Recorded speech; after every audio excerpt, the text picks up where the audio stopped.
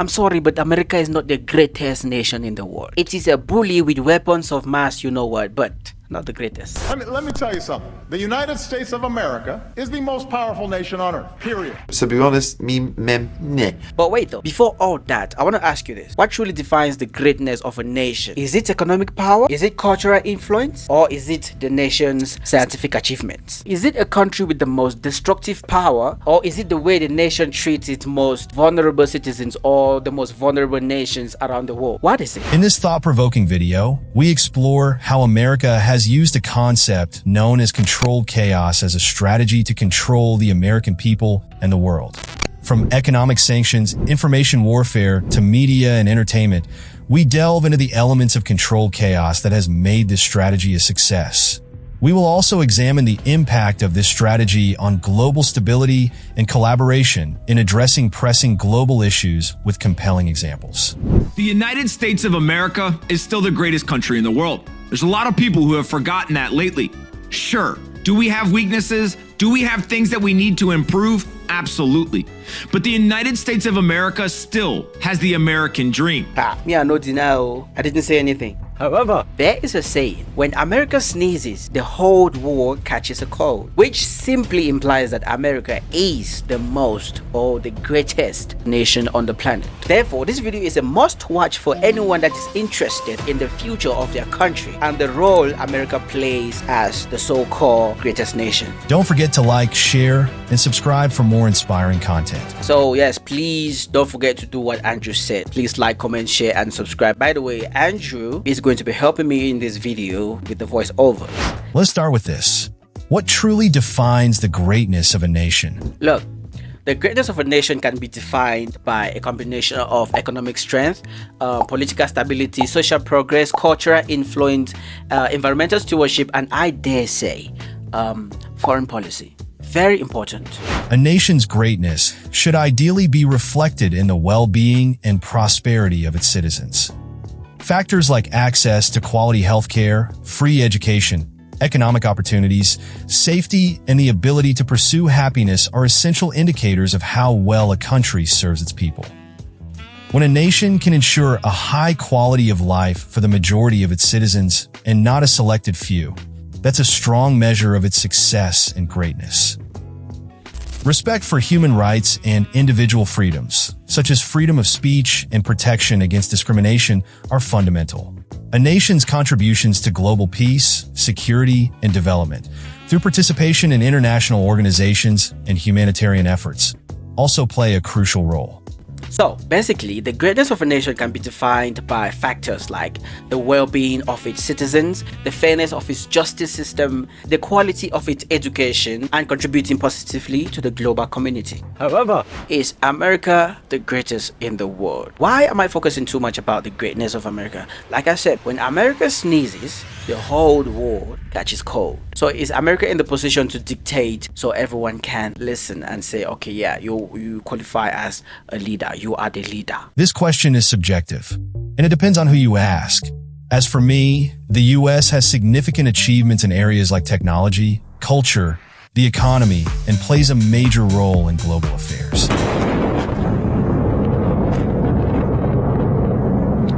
However, every country has its strengths and challenges. Some people admire the US for its democratic, innovative, and capitalist values, while others critique it for issues like inequality and its foreign policy, especially the length it is willing to go to ensure the success of these policies. Reasons why America is not great. Can you say why America is the greatest country in the world? Why is America not the greatest country in the world, Professor? That's my answer. There is absolutely no evidence to support the statement that we're the greatest country in the world. We're 7th in literacy, 27th in math, 22nd in science, 49th in life expectancy, 178th in infant mortality, 3rd in median household income, number 4 in labor force, and number 4 in exports. We lead the world in only 3 categories: number of incarcerated citizens per capita, number of adults who believe angels are real, and defense spending, where we spend more than the next 26 countries combined, 25 of whom are allies. Now, none of this is the fault of a 20-year-old college student, but you nonetheless are, without a doubt, a member of the worst generation ever. So when you ask what makes us the greatest country in the world, I don't know what the fuck you're talking about. So, apart from the reasons you heard from the video clip, they are masters of controlled chaos, which basically means that they manipulate the entire world for control, which is basically what makes them not that great. Because using concepts like controlled chaos comes with a lot of problems for the countries that this strategy or this concept is used on. So many impacts, negative problems. Stay tuned, because we are going to look at the negative impacts that this strategy has on other countries. What is controlled chaos? Controlled chaos is a strategy used by the US to ensure that its foreign policies succeed. Basically, they use controlled chaos to ensure the success of their foreign policy. What do I mean by that? I am simply saying they thrive in unpredictable or disorderly situations. They skillfully navigate complexity and chaos, using it to their advantage without letting it overwhelm them. I am simply saying they embrace risk and instability because there is an underlying method or mastery behind those actions. Basically, what I'm saying is this: they benefit from our destruction. By they, I mean the West. Our destruction. By our, I mean the global South, Africa in particular. Controlled chaos as an American strategy. First off, what is controlled chaos? Controlled chaos is a term that sums up the strategic use of disorder and unpredictability to achieve specific geopolitical, economic, and cultural objectives. In the context of American strategy, it refers to the deliberate creation or exploitation of chaotic situations to maintain control and influence over global affairs. This approach allows the United States to navigate complex international landscapes, often appearing chaotic on the surface, while maintaining a calculated grip on the underlying dynamics. Which makes sense why America leads organizations like the UN, World Bank and IMF, NATO, WTO, G7 and G20, OECD, and many more to forcibly push its foreign policies to the world. Look, controlled chaos involves orchestrating or leveraging instability to disrupt adversaries, create opportunities, and steer outcome in favor of American interest. This strategy is not about random disorder, but rather a sophisticated manipulation of events to ensure that, despite apparent chaos, the ultimate goals are achieved. It is a balancing act between fostering enough disorder to destabilize opponents, while retaining enough control to guide the situation towards desired outcomes. Here are some historical examples of how controlled chaos was used to steer outcomes in favor of American interests. Historical examples. The Cold War era. During the Cold War, the United States engaged in numerous covert operations to destabilize governments perceived as threats to its interests. The CIA's involvement in coups in Iran, 1953, and Guatemala, 1954, are prime examples. These actions created short-term chaos, but ultimately installed regimes more aligned with American interests. The Vietnam War. The Vietnam War showcased a blend of military engagement and psychological operations aimed at creating confusion and demoralization among the Viet Cong and North Vietnamese forces. The use of unconventional warfare and propaganda was intended to disrupt enemy cohesion while maintaining American strategic objectives. The Middle East policy. The U.S. interventions in Iraq, 2003, and Afghanistan, 2001, illustrate the use of controlled chaos. The initial invasions led to significant instability, but the long-term goal was to reshape the political landscape in a way that would be favorable to American interests, particularly in terms of counterterrorism and access to resources. Economic sanctions. The use of economic sanctions against countries like Iran and Russia can be seen as a form of controlled chaos. These sanctions create economic turmoil and social unrest, pressuring governments to change policies or negotiate on terms favorable to the U.S. While the targeted countries experience significant disruption, The U.S. maintains control over the economic levers. Cultural and media influence. Somehow people downplay the amount of influence the media has on people. This is one of the pillars of democracy for a reason. The greatest concentration of power in the United States today is not in the White House, it isn't in the Congress, and it isn't in the Supreme Court. It's in the media, and it's too much. Media and entertainment. American cultural products, from Hollywood movies to social media platforms, often carry subtle messages that promote American values and lifestyles. This cultural influence can create a form of controlled chaos by challenging traditional norms in other countries and fostering a global culture that aligns more closely with American ideals. Hollywood movies, for instance, often portray ideals like individualism, freedom, and the pursuit of happiness, while showcasing American culture, fashion, and social norms. These films reach massive audiences worldwide, shaping perceptions of what American life looks like. Social media amplifies this influence by making these messages even more accessible. Platforms like Instagram, TikTok, and YouTube allow influencers, celebrities, and regular users to share aspects of American culture, from entertainment to politics and even day-to-day life. This constant exposure helps spread American values, sometimes intentionally through targeted campaigns or unintentionally just by being widely shared and consumed. Information warfare. The spread of misinformation and cyber operations are modern tools of controlled chaos. By sowing confusion and distrust within societies, the U.S. can weaken adversaries' social cohesion and political stability while advancing its own strategic narratives. America engages in information warfare through various strategies, including the use of mainstream media, social media platforms, and government-backed campaigns to shape global narratives in its favor. Information warfare involves shaping the battlefield of perception and leveraging influence to maintain control over public opinion, particularly in key regions like Africa, where American interests and values might be at stake. Here is how this plays out. Let's use African Stream as an example. African Stream. African Stream has been known to present an alternative view to Western media, often focusing on Africa's perspectives, sometimes criticizing Western intervention or media portrayals.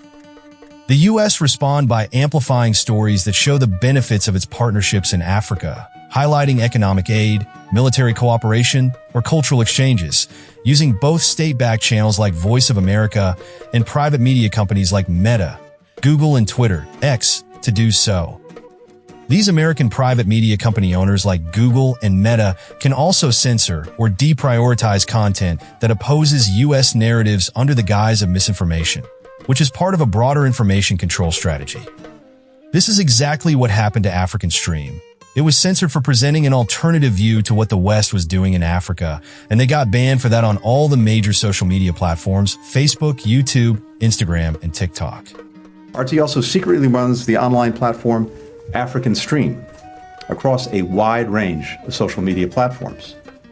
Now, according to the outlet's website, African Stream is, and I quote, a pan-African digital media organization based exclusively on social media platforms, focusing on giving a voice to all Africans both at home and abroad. In reality, the only voice it gives is to Kremlin propagandists. You sure about that? This shows how the U.S. uses its media infrastructure, especially social media regulation, to push back against foreign information campaigns that challenge its narratives. In essence, the concept of freedom of speech is a sham. Balancing disorder and control. The essence of controlled chaos lies in the ability to manage the fine line between disorder and control. The U.S. employs this strategy to keep adversaries off balance, create strategic openings, and maintain its global dominance. By fostering instability in targeted regions, the U.S. can disrupt potential threats and shape the international order to its advantage. Alright, now that we know the concept of controlled chaos, let's look at its impact as a strategy on the countries and the people it's used on. Impacts of controlled chaos. Alright, before I let Andrew continue, controlled chaos as a strategic tool has profound implications for global stability. Here are some key impacts. Destabilization of regions. Controlled chaos often leads to the destabilization of targeted regions. By fostering conflict or economic turmoil, the strategy can weaken governments, disrupt social order, and create power vacuums. This can lead to prolonged instability, as seen in countries like Iraq and Libya following U.S. interventions.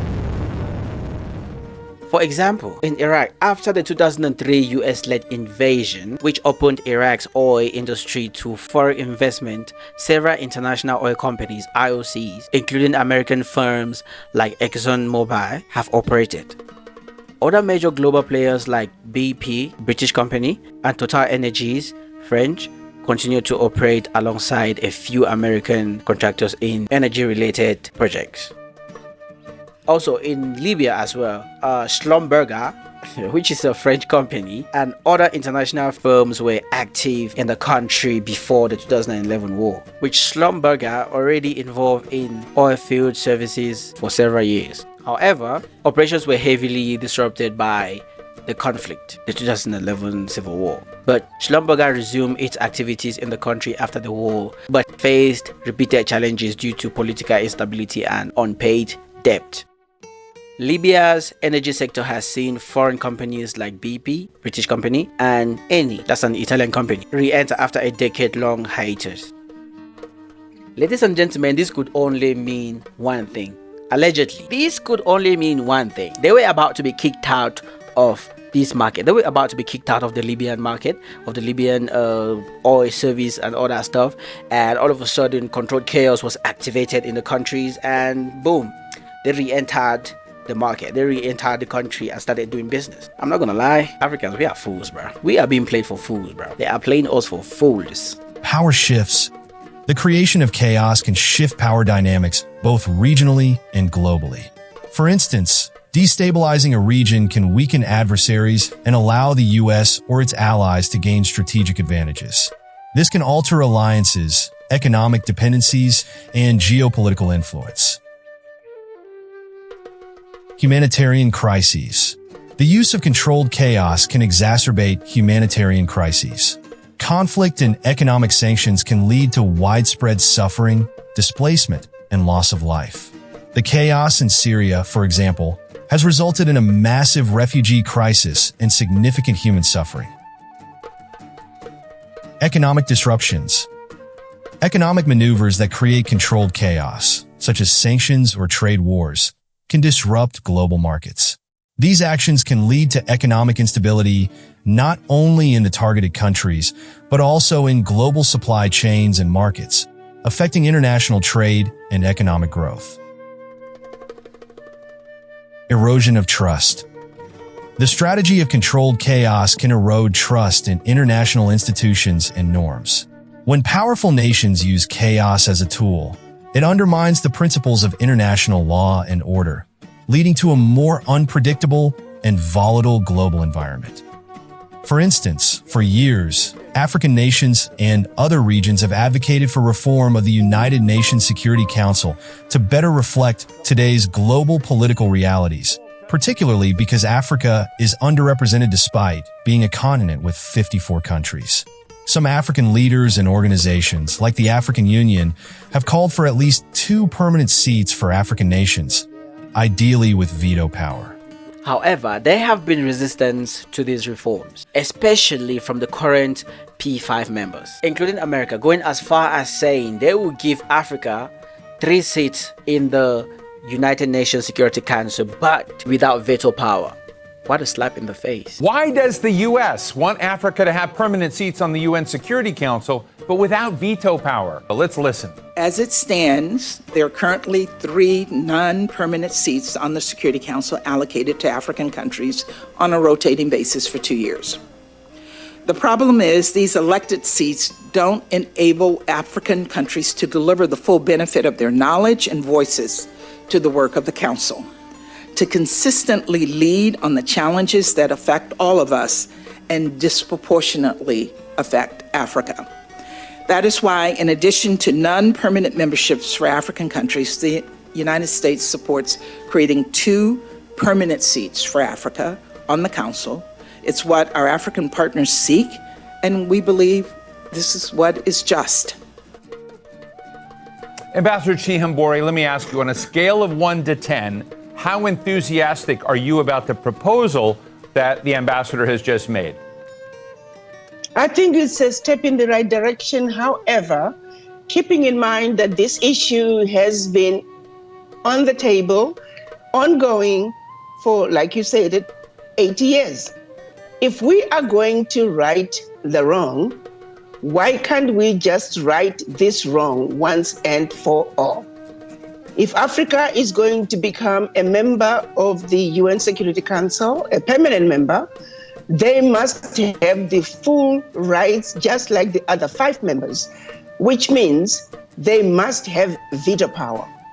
Inviting Africa to the table and then asking them to remain mute is an insult not only to the African leaders, but it is an insult to 1.4 billion people. These are the kinds of incidents that helps in eroding trust in all of these international institutions, like the UN Security Council or the UN in general. Long-term consequences. While controlled chaos can achieve short-term strategic goals, it often has long-term consequences that can be difficult to manage. The instability created can persist for years, leading to ongoing conflict, economic hardship, and political turmoil that can spill over into other regions. Balancing act. Despite these impacts, the U.S. often manages to maintain a balance between chaos and control, ensuring that the overall global order remains favorable to its interests. This delicate balance is crucial to preventing the chaos from spiraling out of control and threatening global stability on a larger scale.